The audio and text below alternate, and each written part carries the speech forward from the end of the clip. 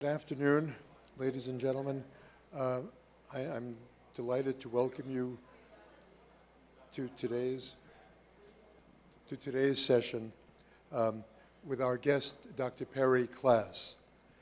Dr. Klass is a professor of pediatrics and journalism at New York University, where she directs the Arthur L. Carter Journalism Institute. Dr. Klass has written extensively about medicine, children, and literacy. Dr. Klass is a frequent contributor to the New York Times and has authored numerous books, most recently Treatment, Kind and Fair, Letters to a Young Doctor, and another book called The Mercy Rule. Dr. Klass has received many honors for her work as a pediatrician and educator. In 2007, she received the American Academy of Pediatrics Education Award, recognizing her educational contributions, which have had a broad and positive impact on the health and well-being of children. And in 2011, she received the Alvarez Award from the American Medical Writers Association. Dr. Klass is the founding national medical director of a program called Reach Out and Read, a program that promotes early childhood literacy.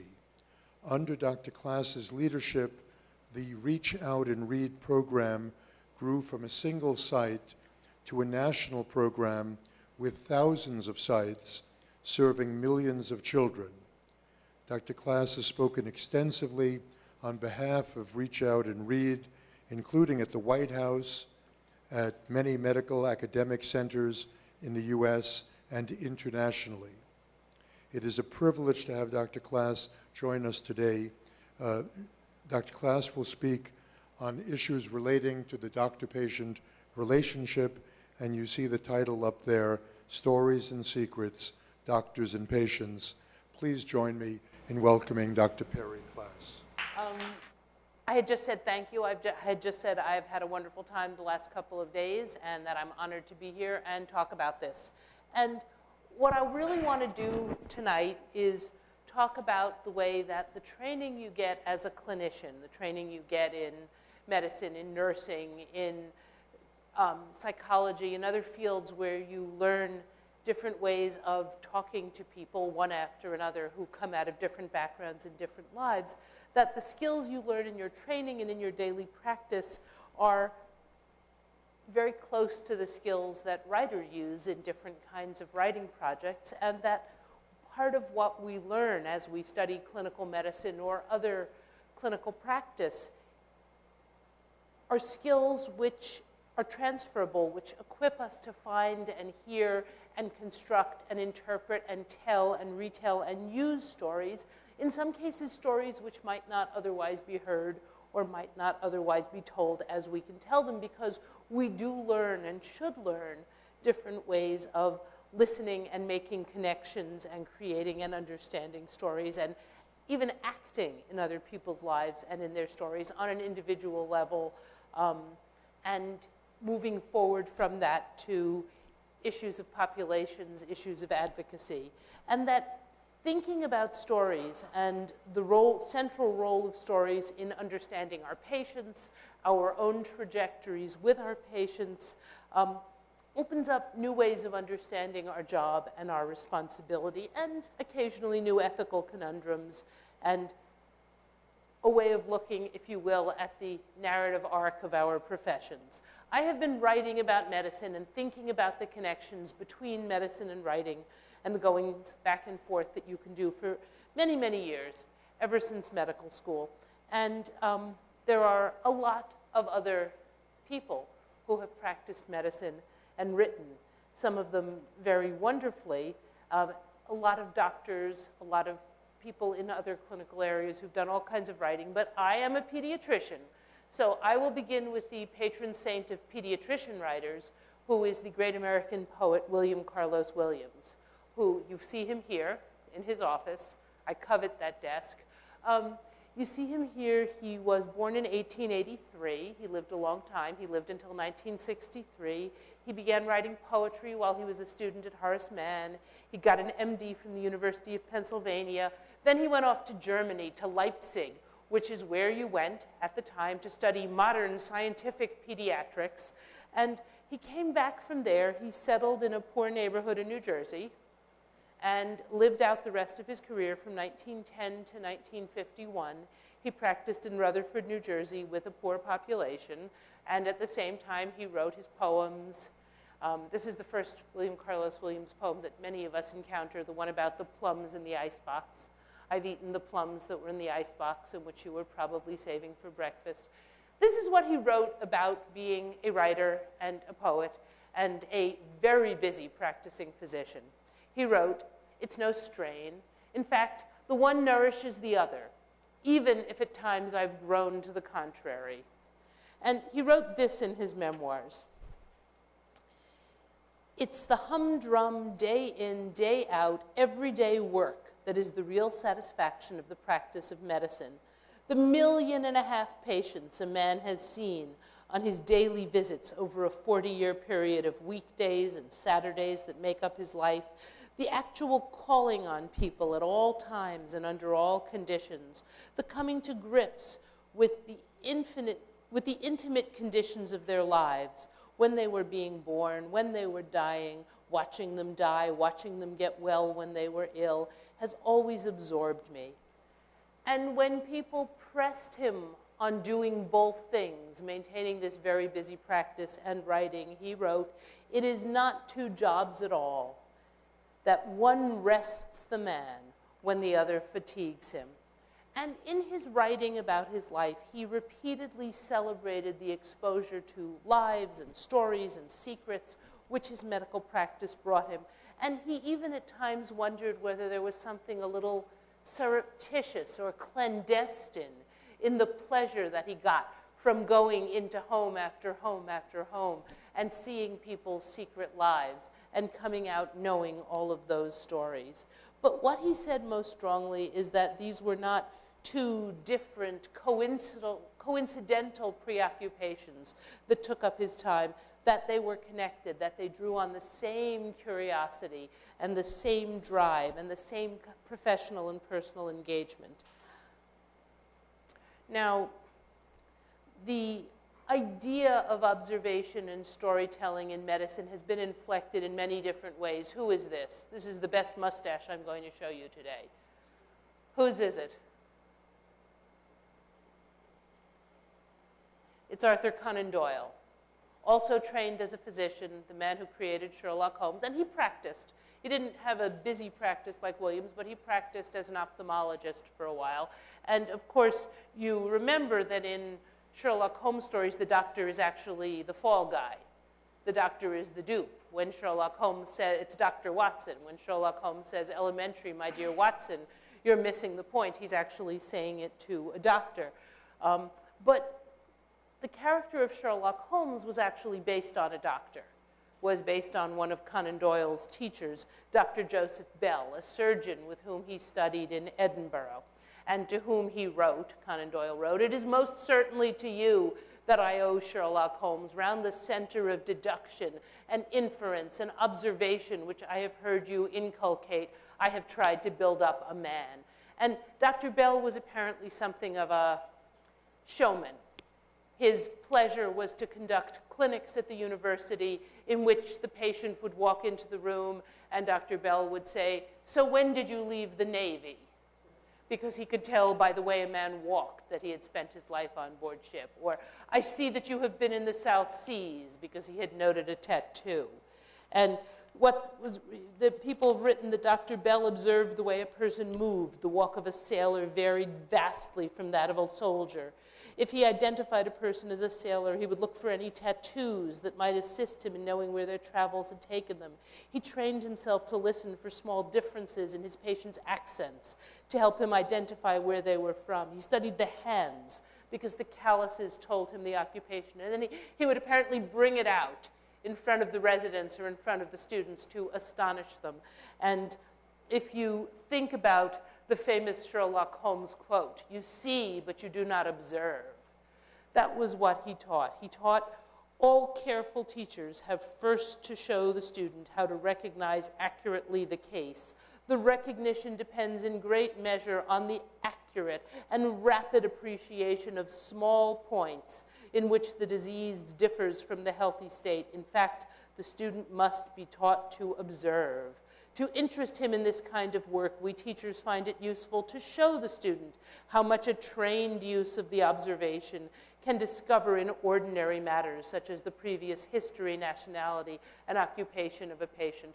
So one way that people have written about the job of diagnosis in medicine is in fact using the detective as a metaphor, that we interview or in some cases interrogate, that we are searching for clues, that we are seeing what no one else can see, as in you see but you do not observe, or the Hercule Poirot quote, "It is the brain, the little gray cells on which one must rely." And there's actually been very interesting analysis of medical narrative done from the point of view of the detective story and the challenge of trying to read the assembling of clues and the telling of medical narrative as a kind of investigation, which finally, when you've sorted out all the clues and assembled the story, you go back over it and now it makes sense. Now you know what's at work. Now, in a certain sense, maybe you know who's the bad guy. I'd like to offer one other model or one other metaphor, just partly because in my own life I'm now teaching in a journalism department and I think a lot about the skills that you need to be a journalist, and most especially because in a journalism department a great deal of what you teach is interviewing. And the two places in my life that I have both learned interviewing and taught interviewing are in medical school and in journalism school or in journalism programs. And what I think is most interesting about that is that both of these professions, when you think about it, attract people who are drawn to interviewing strangers, to a life that is made up of repeated encounters with a very wide array of strangers, and in which your stock in trade as a professional, as a journalist, or as a clinician resides in great measure in your ability to connect with one stranger after another, to get very quickly beyond the boundaries of polite conversation, and to have a kind of conversation which most people do not have repeatedly with people they don't know. What we teach when we're teaching aspiring journalists has a lot to do with establishing contact, with building, with how to work from one question to another, with how not to script the answers so that you actually get the voice of your source, asking open-ended questions, with discovering facts, with verifying facts, with observing details, and then with putting all of that together to construct a narrative and build a kind of formalized story. And it should sound familiar, but what I think is actually most interesting is the question of who is drawn to that task. Who thinks this sounds like fun? Who has a kind of, I don't know, inappropriate busybody curiosity? Who likes the idea of talking about both what's on the surface and what's under the surface with one new person after another, day after day after day? And there are a lot of skills that you learn when you want to be a journalist, which would feel very familiar if you think about the skills that you're learning in clinical medicine. For example, and most obviously, what do you do when you get to the sore spot? You've started your interview, you've asked questions, you've established contact, you've been talking about the easy topics, and then for one reason or another, you get to the place, whether you were expecting it or not, where it's clearly not such an easy thing for this conversation to go forward. What do? Well, if you're worth anything as a journalist, you don't say, "Oh, I see you don't want to discuss that issue, Senator. Let's talk about something else. Let's talk about, how much you love dogs," right? And similarly, if you're a clinician, when you get to the area where there's sensitivity, where it's problematic, you spend a lot of your working life figuring out how you stay there, how you find out what you want to know, how you actually pursue the difficult, tricky questions. these are not everyday skills. They're not skills that people bring into every profession, and they're not even skills that everybody wants to develop. If I had to tell you what I think really promising journalism students have in common with really promising medical students, it's the desire to be in one conversation after another, after another, after another that is not about you. I think it's an interesting attribute. It's the desire to use your professional life, turning other people inside out and hearing their stories rather than waiting for your turn to tell your own. Whether you are conceiving of the physician as a detective, or you're thinking of the physician as a poet, or you're even thinking of the physician as a journalist or a novelist, once you actually go into the exam room, we all know, the narrative is not necessarily under your control. Once you actually go into the exam room and start trying to find out the story, all of your skills, your language skills, your detection skills, your verification skills, your logical skills, don't necessarily take you the rest of the distance. So what I'm going to do is present to you 3 clinical vignettes structured as the kind of clinical vignettes that we use in medical school, all of which come out of my own experience and all of which I struggled with issues of doctor-patient communication, struggled with issues of what's the real story here, and struggled, since I'm a writer, with the question of how am I going to tell this story, or if I'm going to tell this story, what's the story that's really there? Oh, yeah, this is our journalism quote. The essence of journalism is a discipline of verification, or in the most famous journalism school aphorism, if your mother says she loves you, check it out. Or as it's sometimes said, if your mother says she loves you, get a second source. Anyway, okay, so here's my first clinical vignette written out. And again, I apologize for those to whom this looks like nonsense, but it's for verisimilitude. A 20-month-old male, so under 2 years old, brought in by his mother for emesis times 7. He's thrown up 7 times today. No diarrhea, a low-grade temperature, 100.8. But his mucous membranes are moist, he's not dehydrated, and his tympanic membranes are erythematous. In other words, his eardrums look a little red.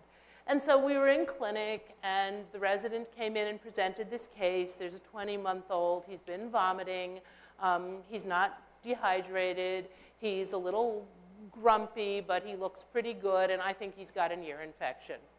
And I went back in the room and looked at the child, who was a little clingy, but basically okay, and did indeed have red tympanic membranes. And I talked to the mom, who seemed very on top of things, and I agreed, the kid's been vomiting, but the kid's not dry. And the resident asked me, well, why would you vomit just because you have an ear infection? And I said, oh, some kids do. I didn't have a very good physiological explanation. But anyway, we were going to send the kid home on antibiotics. And then what makes this a doorknob moment is that as we were getting ready to leave the room, and we had talked the case through, and we had explained what was going on, as we were going to leave the room, as our hand was on the doorknob, the mother said, as my hand was on the doorknob, the mother said, "Doctor, let me ask you one more thing. It couldn't be that this was from falling down, could it? From falling down the stairs?" And as we were opening the door, she said, I know this couldn't have anything to do with it, but the night before last, his brother was coming up from the basement, and he opened the door, and the 20-month-old fell down the stairs, and I didn't see it, but it certainly sounded like thump, thump, thump. But that couldn't have anything to do with his fever, could it? And of course, so it then, as we were on our way out of the room, turned into a story of a 20-month-old with recent head trauma who was vomiting, which was totally not the story that we had told ourselves. It was not the illness that we were treating, and it completely changed the equation, because was it possible that we were completely going down the wrong track, and this was actually a child who was vomiting because the pressure was going up in his head because he had had this fall down the stairs, or he had a fever and a runny nose, and he did have red eardrums, and which was it?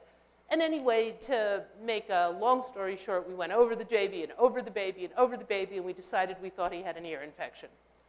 And we sent him home with antibiotics. And then I went home and worried about this all night long, okay? I worried and worried and worried. And long story short, checked with the mom, baby was fine, everybody did well, child thrived.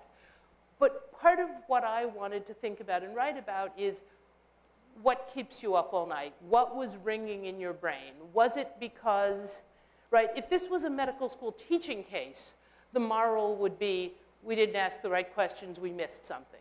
Well, in fact, we didn't miss it. She told us as we were leaving the room. Why did she wait till we were leaving the room? Is there something we could have asked? There's a lot of questions in there. But the other one I wanted to get at was what was echoing in my brain. Why couldn't I sleep? And so that night, during the night when I couldn't sleep, I actually went out and dug up. There were two stories that were echoing. One was a short story by Raymond Carver called A Small Good Thing, which starts with a boy getting very gently bumped by a car. He falls down, he bangs his head, he gets back up, he's fine. And then later on in the story, terrible things happen. So one of the things I did that night when I couldn't sleep was dig up the Raymond Carver story and reread it, because that totally terrified me and made it absolutely impossible that I would ever sleep again. And I found this paragraph, though, in the Raymond Carver story, in this short story by this great writer, which really resonated with me that night. Howard drove home from the hospital. This is the boy's father. He took the wet, dark streets very fast, then caught himself and slowed down. Until now, his life had gone smoothly and to his satisfaction. College, marriage, another year of college for the advanced degree in business, a junior partnership in an investment firm, fatherhood. He was happy and so far lucky. He knew that. So far, he had kept away from any real harm, from those forces he knew existed and that could cripple or bring down a man if the luck went bad, if things suddenly turned. And I think looking back, no longer awake in the middle of the night, knowing the baby did well, I think it was one of those moments that comes up in clinical medicine when I really thought about how the luck can turn and how even in easy, everyday clinical interactions, you're not that far away from someone's life that might be turning from lucky to unlucky, from the way it looked yesterday to the way it will never look again. And it's also true that I was reading a great short story, a great piece of American literature, and coming away with the moral that even minor head trauma can be serious, which is probably not the way that you should read great American short stories, but medical education warps you a little bit this way. Anyway, one more piece of this story. There was something else that was echoing in my brain when I was worrying about this 20-month-old and whether he was really vomiting because he had banged his head. There was a story from when I was in my residency. When I was in my residency clinic, my preceptor, I thought, had told a story that 20 years later was keeping me up at night. And when I sat down to try to sort this out and write about it, I said to myself, you know, you're a journalist. Don't make it up. You think your preceptor told you a story and you're remembering it 20 years later, probably 30, 40 years after it happened. Call your preceptor. Find out if you're making it up. Find out if you're tailoring it. So I did. I called my preceptor and I said to him, and this is again 20 years after I had been a resident, I said, I think there was a story you told us back in 1986 or 1987, and it stayed with me all these years. Something about head trauma that sounded minor, but wasn't. I know exactly what you mean, he said. It broke my heart. And he told the story again about a 10-year-old boy sliding off the iced roofs of cars in a parking lot, fell and struck his head. It was relatively minor. He was brought to an emergency room, examined, had skull films. That was the standard then, no readily available CTs. I was off that weekend. The mom called me on Monday to say he had a bit of a headache, but he was okay. Not vomiting, not great, but he was okay. I presumed he had a post-concussion headache. And then at 2 in the morning, I had a call from the mom that he'd stopped breathing, and he'd been brought by ambulance to an emergency room some distance off, and they were resuscitating him. So I jumped in the car at 2 a.m., and off I went to this place in time to pronounce him dead. He paused. He was a sweet boy, a good boy.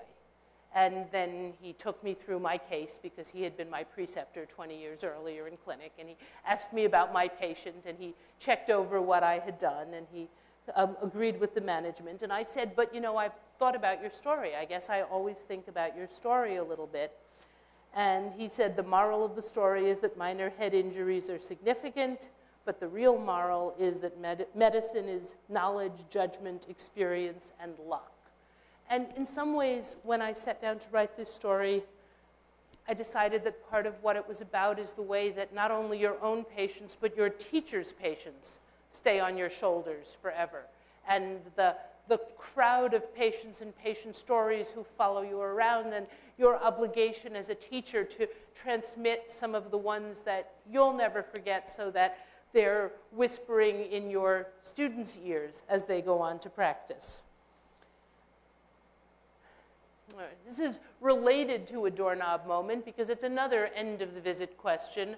12-year-old male here for well child care, and otherwise a checkup. A history of reactive airway disease, in other words, asthma, but not using his inhaler, never using his inhaler. Various school problems, various social service issues, family, very problematic.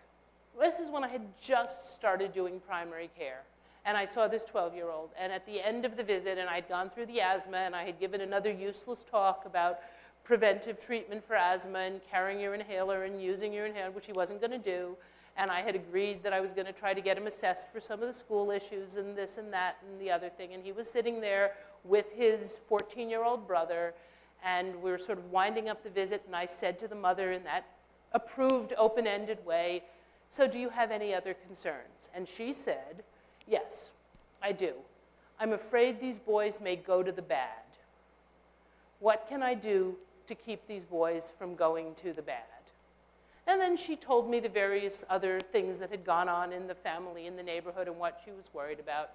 And again, to make a very long story, I did what I could. I offered what I could offer. I said what I said. But I went on seeing those kids for a decade, during which they did indeed everything she feared would happen did indeed happen. And every time they came in, I thought of what she had said.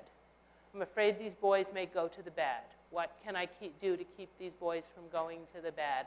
And I thought every time about what it means when you can't escape the story, what it means when somebody is telling a story and you're trying to prevent a particular outcome and you can't.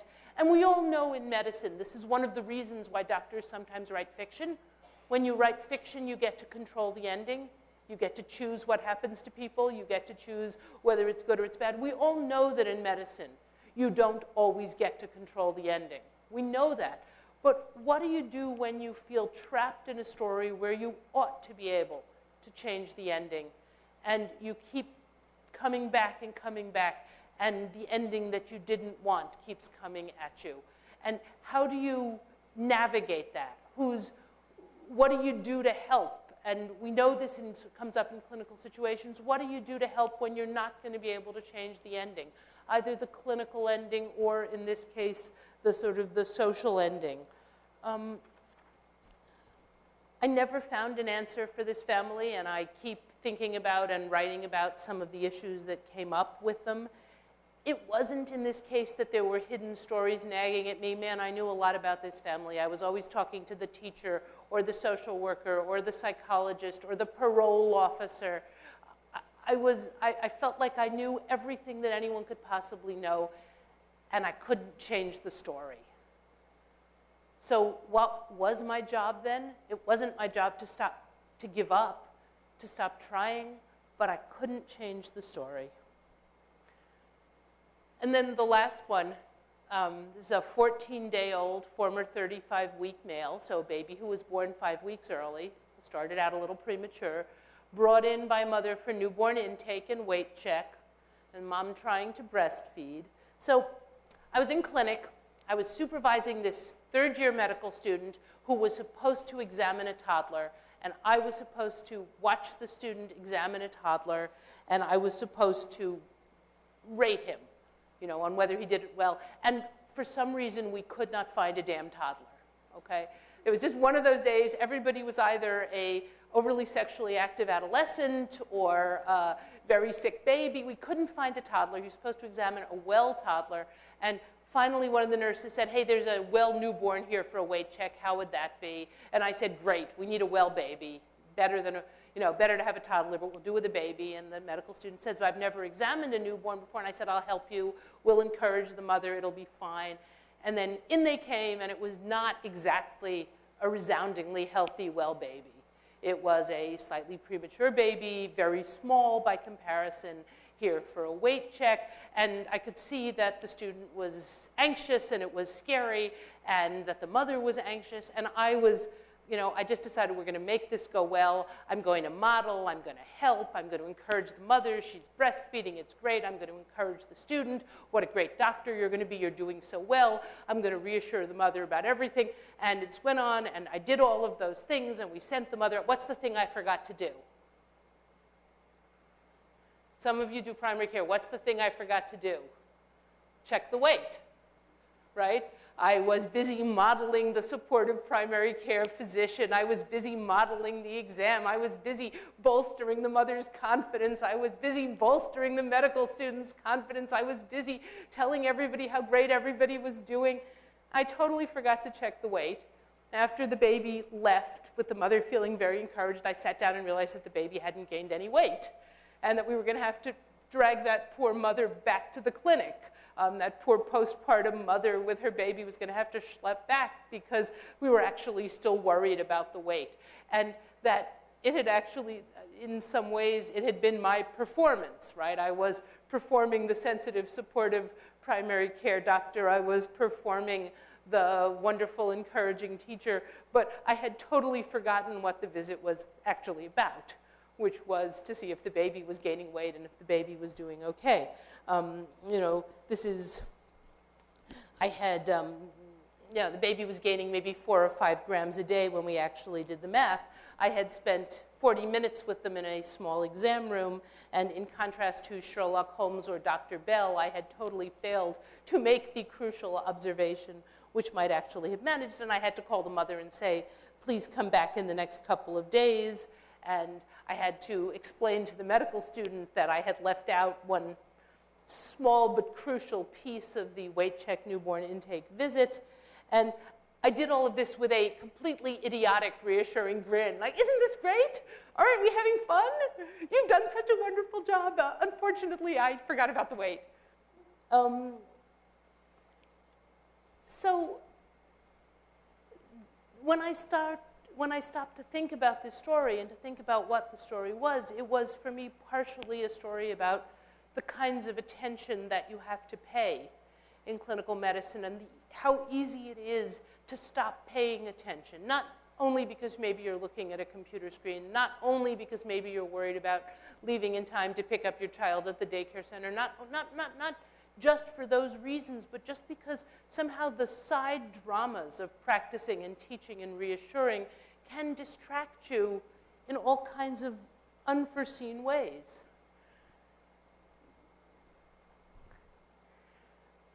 I also think a lot, and we can talk about this afterwards, about the question of who this story belongs to. Do I really even have the right to be telling you this story? Does it really belong to the mother and the baby? Does it belong to the medical student? What if I tell you that I've changed all the details? What if I tell you, no, I changed the medical student's gender? Well, that's no good, because if I changed the medical student's gender, then you know what gender the medical student was. But let's assume that I've destroyed most of the details. Do I have the right? Is it okay? Does it belong to me? Does it belong to the mother? Does it belong to the baby? Does it belong to the medical student?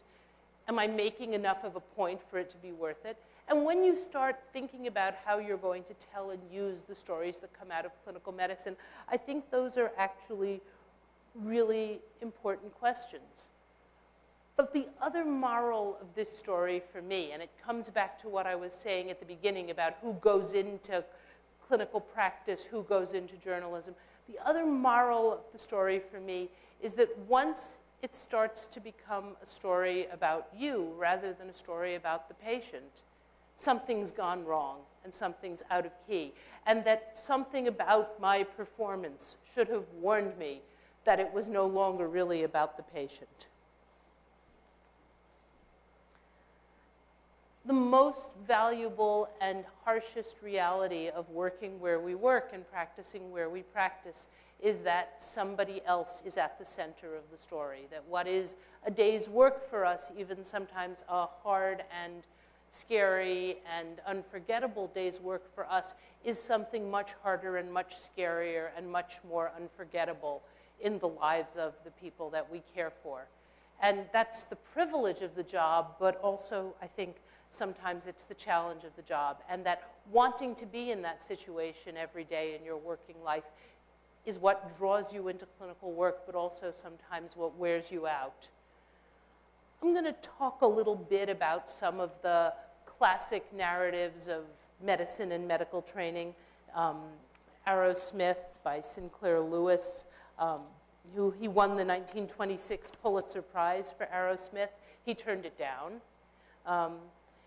He took on the culture of medicine and medical training and the culture of science. He actually had a microbiologist advising him when he wrote the book, Paul de Kruif, who wrote Microbe Hunters. And if you read back in Arrowsmith, written in 1926, some of it sounds very familiar. On his first day in medical school, Martin Arrowsmith was in a high state of superiority.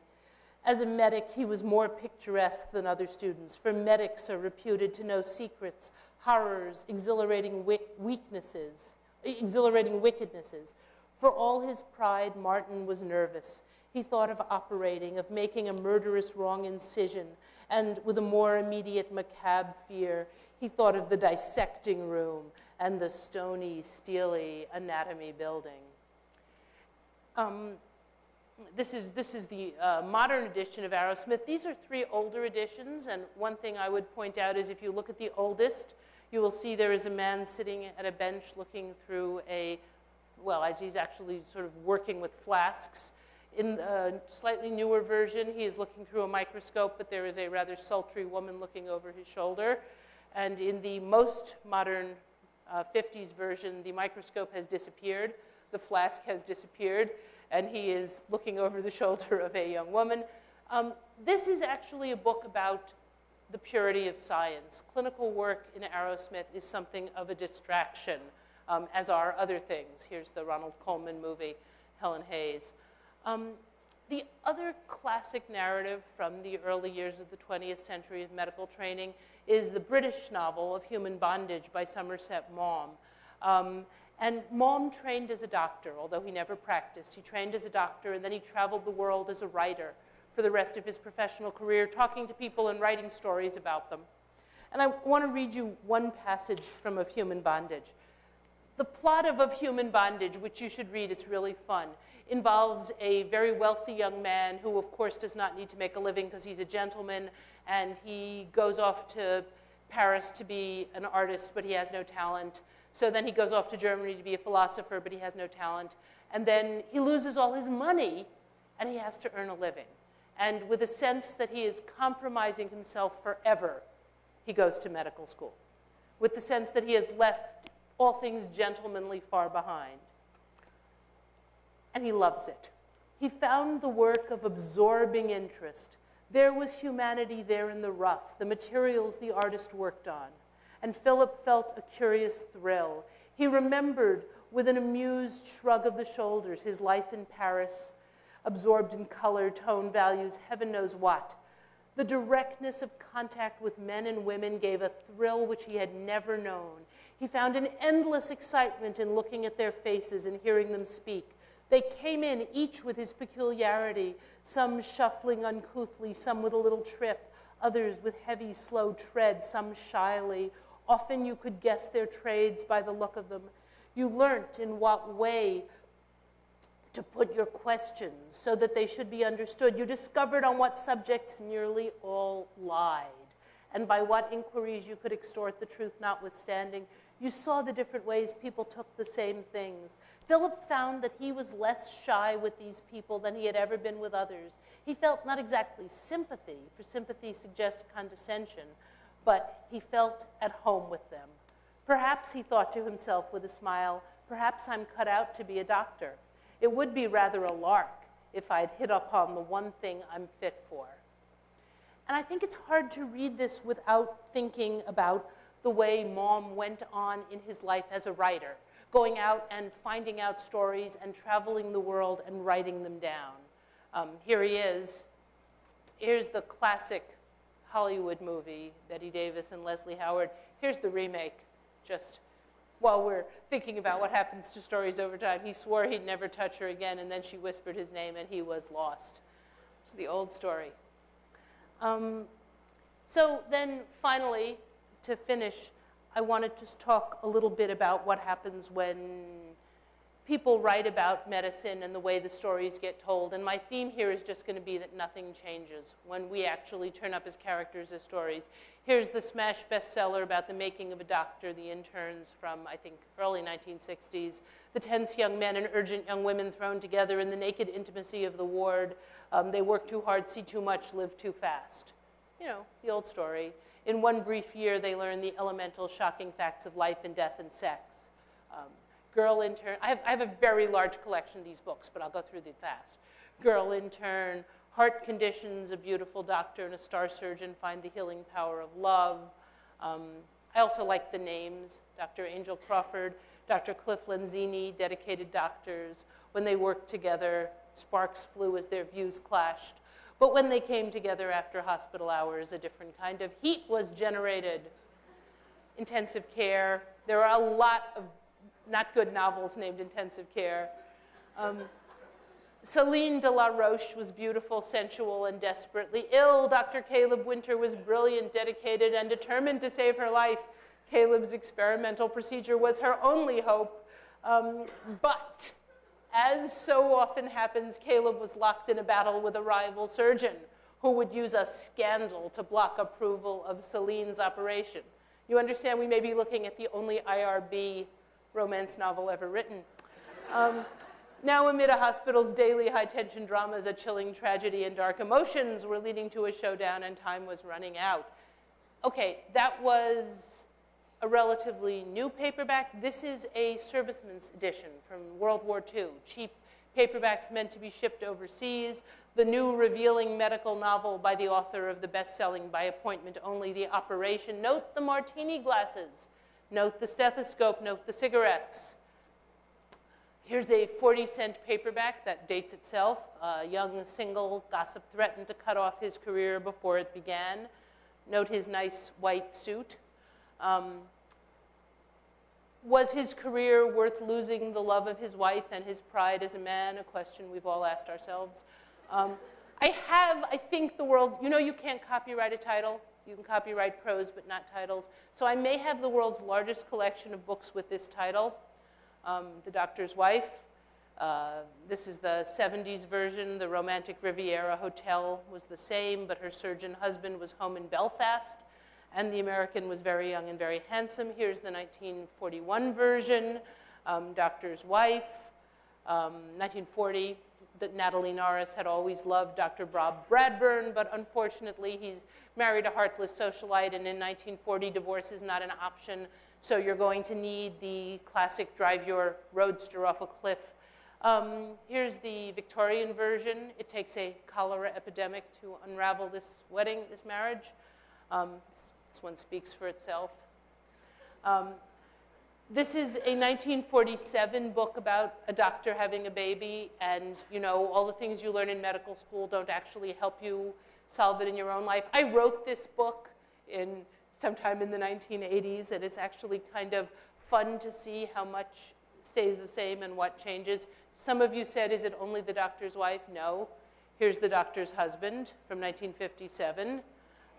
Handsome Dr. Lauren was the biggest catch in the St. Louis hospital. But she had almost forgotten one big point. She, too, was a doctor, sorry, and a good one at that, as well as a woman in love. Here is His Wife, the Doctor. Also from 1941, Serenity Dale, MD, was a success. Serenity Parish Wife seemed to be a failure. But she was a skillful enough doctor and a good enough wife to write her own prescription, and fortunately, the prescription worked. A big bestseller from my childhood, Doctors' Wives. Frank Slaughter was a surgeon.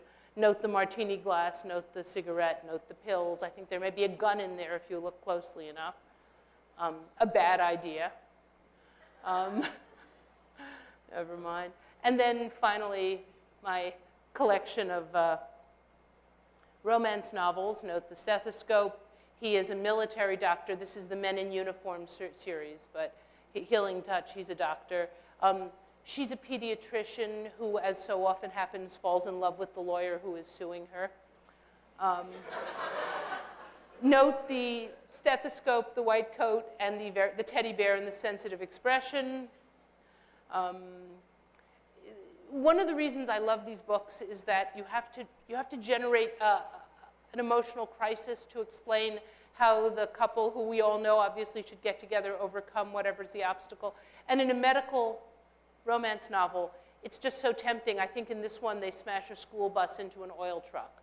Right. I just love the way that bodies are left on the battlefield in order to generate the romantic moment. Marrying the Playboy doctor. So what you may not realize is that there is actually a medical literature on doctors and romance novels. They actually have been studied. And if you look on the romance novel sites, it will interest you to know that if you look at the most popular professions for heroes in romance novels, doctor is actually #1, even surpassing cowboy. I'll show you some in which those two are combined. And doctor actually beats out both boss, prince, and rancher, not to mention knight. You wanted to know the least, admit, you wanted to know the least popular professions. Here they are.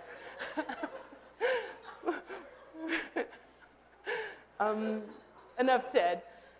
We will flip through a number of these quickly and bring this to an end. Some of my favorite covers: Expecting the Doctor's Baby, The Daddy and the Baby Doctor. Parenthood is very important. The Doctor's Secret Baby. Many doctors, it will interest you to know, both male and female, have secret children. Okay? The Doctor's Not So Little Secret, The Doctor's Secret Child, The Doctor's Secret Baby. This is, happens to both male and female doctors. I mentioned that cowboy and doctor go well together. Here are some where you actually have Montana Doctor, his medicine woman, and the Doctor wore spurs, where you get both. Dating the Millionaire Doctor. These are some of the older versions. Next Patient, Dr. Ann. He married a doctor, and Good Morning, Dr. Houston. I don't have time to do this with the nursing novels, although they are also interesting and fun to read. I will just mention that one genre which for some reason exists in nurse novels and not in doctor novels is ice skating. I cannot explain this, but I have no explanation for it. I just note it. We'll finish with Dr. Devastating, Holding Out for Dr. Perfect, as we all are, I suppose. And my very favorite series, it's called Mediterranean Doctors. And it's for those of you with really specialized taste, okay? I'm not, there's the Italian doctor's wife. They're prominent, rich, ambitious, and gorgeous, but they've never learned to fully and freely give themselves to any woman. Now these romance-resistant healers are about to discover the remarkable healing power of love. You have the Spanish consultant's baby, Dr. Demetrius's dilemma, Greece, the Sicilian doctor's mistress, Spanish doctor, pregnant nurse. And then finally, just to remind me that this is another one that I love, because in order to create the moment when the couple can realize they love each other, they send a busload of senior citizens off a cliff in order to create a moment when everybody has to sort of reach an emotional high point together. Let me just inflect this one last time. When you introduced me, you mentioned Reach Out and Read. Let me leave the doctor's stories and stories of us and the silly stuff behind just to say, to me, the reason that Reach Out and Read makes sense, the reason that it makes sense for us to be talking to children, to parents about reading to children and giving out books and thinking about it, has to do with the overarching importance of stories and who tells the story. When you give children a book, when you talk to parents about reading, part of what you are saying is find your own voice, tell your own story. It goes back to what I said about trying to write about patients when you feel they're trapped in a story, or when you feel families are trapped in a story. Literacy and learning and helping parents understand their own power is also a tribute to the importance of story and the importance of finding your voice and the importance of being the one telling your own story. So I would end both with a baby and a book. with the William Carlos Williams quote, "It's no strain. In fact, the one nourishes the other, even if at times I've grown to the contrary." And with the plaque that's on the wall of William Carlos Williams Hospital, and the quote along the bottom is, "The poem springs from the half-spoken words of the patient." Thank you very much.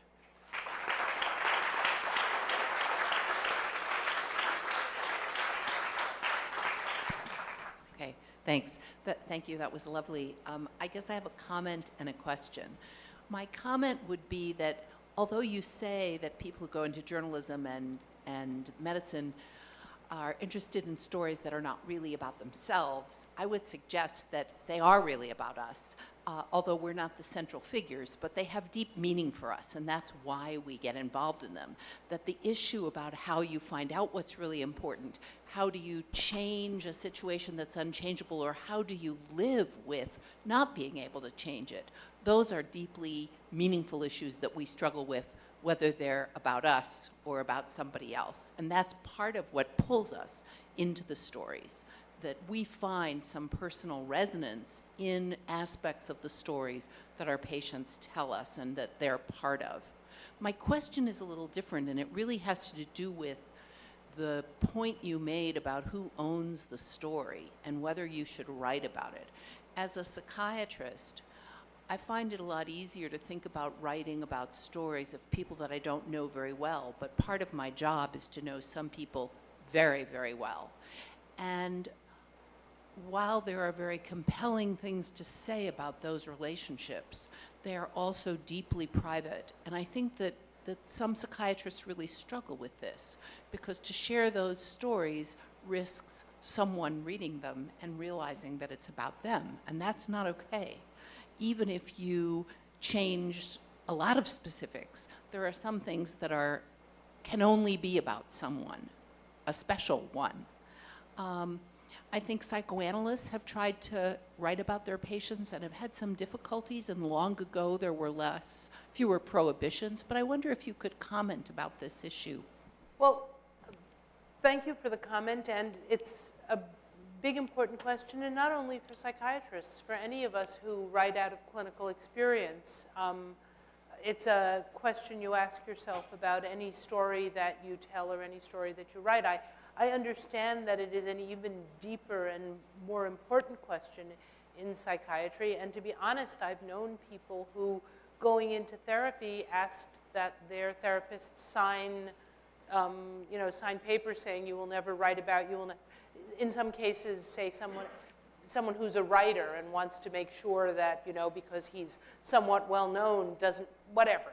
But I mean, I understand it's a much bigger story bigger question for psychiatry, but I think the answer for psychiatrists is kind of the same as the answer for the rest of us. No, you don't get to. You don't get to write a story that somebody is going to read and say, hey, that's clearly me and I didn't give permission. You can ask permission, and sometimes one does.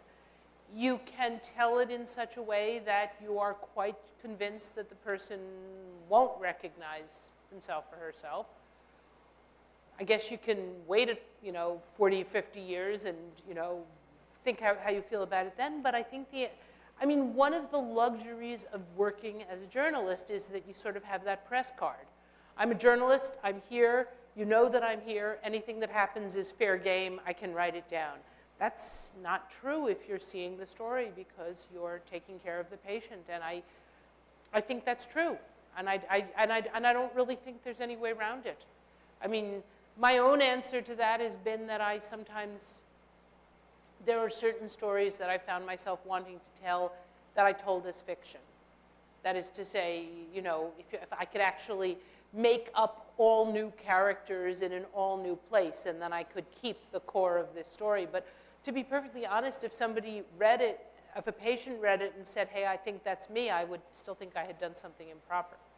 Although, to tell you the honest truth, nobody ever recognizes themselves if you change a single detail. It's kind of interesting if you write a story and you say, I've changed some details, and you make a 5-year-old girl into a 3-year-old boy, and every single other thing in the story is the same. Everybody will say to you, now, who is that 3-year-old boy? I'm just trying to think. We haven't any 3-year-old boys in here lately, so people often don't you know, are very invested in some of the specific details.